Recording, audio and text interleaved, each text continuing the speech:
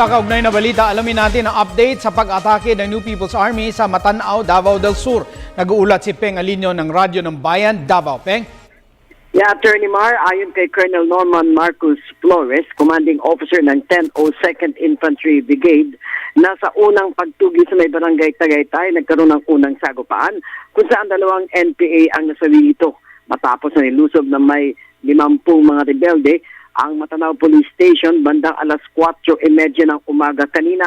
At sa patuloy na pagtugis ng militar ay dito tinamaan ng landmine ng tropa ng 39th Infantry Battalion na tinambangan ng mga NPA sa may barangay Asbang sa Matanao na ikinasawi ng 7 sundalo at pagkasugat ng 5 pa.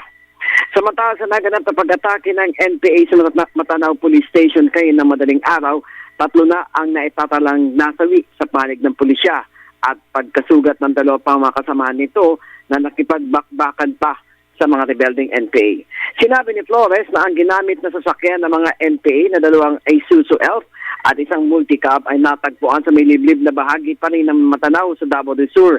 At dito nahuli ang siyam ng mga rebelding NPA na ngayon ay isinailalim na sa interogasyon. Kinumpirma ni Flores na nagsanib puwersa ang iba't ibang grupo ng NPA para lusubin ang Matanao Police Station na maaring sa paniwala ng NPA na madali itong pasukin. Umabot na sa 12 ang naiulat na nasasawi sa magkakahiwalay na labanan ng 2 panig mula kaninang umaga o madaling araw hanggang ngayong hapon.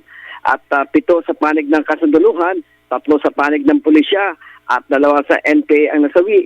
Ngunit naniniwala ang militar na marami pang rebelde ang nasawi na bakas ng dugo na nakita ng tropa ng pamahalaan sa mga nadadaanan nilang lugar habang sinusuyod nila ang lugar na nadaanan ng NPA. Samantalang siyam ang sugatan sa hanay ng pulisya at militar at siyam naman na NPA na dakip ng pamahalaan.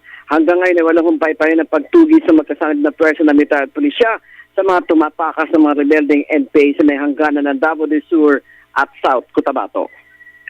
Para sa Telebisyon ng Bayan, Peng Alinio, Radyo ng Bayan, Davao.